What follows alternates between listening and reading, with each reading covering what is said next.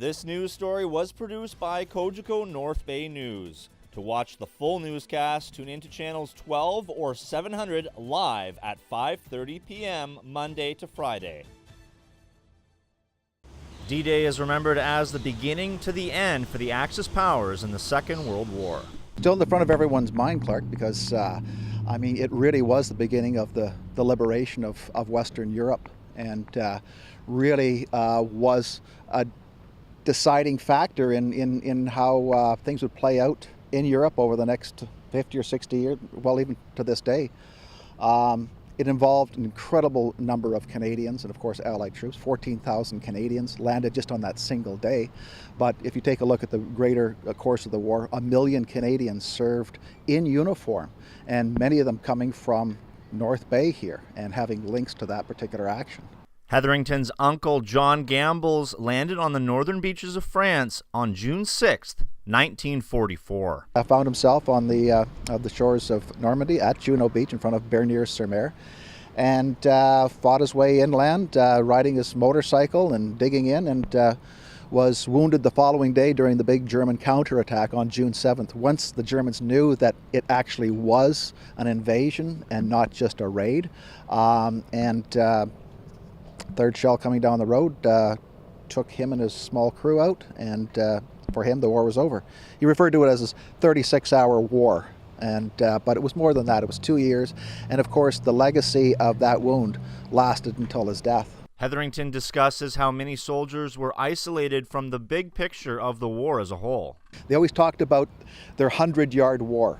They had no idea really how big the event was because they weren't privy to all of that information. It was, here's your objectives. You're going to land here, or this is this town up the road. It's 100 yards away. Just make it to there and consolidate your hold. It was only pretty much after the fact that they realized just how large of a battle or a campaign that they were involved in, by reading books or hearing it, and maybe sometimes 40 and 50 years later, they realized just how big it is. Red Trousdale is a Canadian Armed Forces veteran of nearly 4 decades. He visited the D-Day landing sites back in the summer of 2005. Having been over and had the opportunity to be over and visit the coast of Normandy, see the coast of Normandy, it's just something unfathomable to the human mind of what is there, what they went through, the destruction that is there.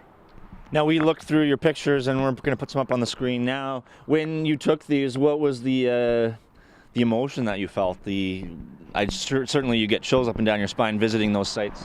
Well, yeah, it is. You do get the chills up and down, but I think what I was awe-struck with was the amount of devastation, the cratering in the ground, because much of the ground, especially at Pointe du Hoc, where the Americans landed, is untouched. There is trails, there's boarded trails. You're asked to stay on the trails because if you go off the trails, there's still live ammunition buried in the ground. You look at the craters, there's one crater there that I have a picture of. It's roughly wider than a football field, almost the length of a football field, and it's 3 stories deep.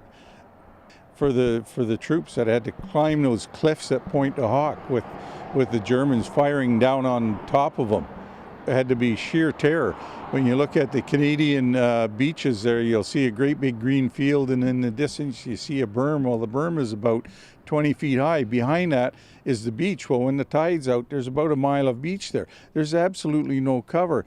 And to picture our troops and that going across those beaches, climbing up the firm, and then having to go through miles and miles on the other side of just flat land with no bush, no place to hide, with all this constant fire.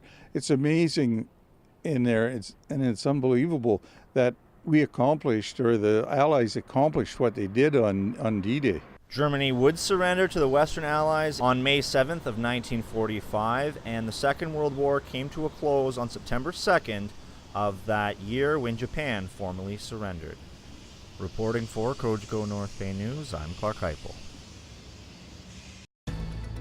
If you are interested in watching Cogeco North Bay News, you can become a subscriber by calling 1-800-267-9000.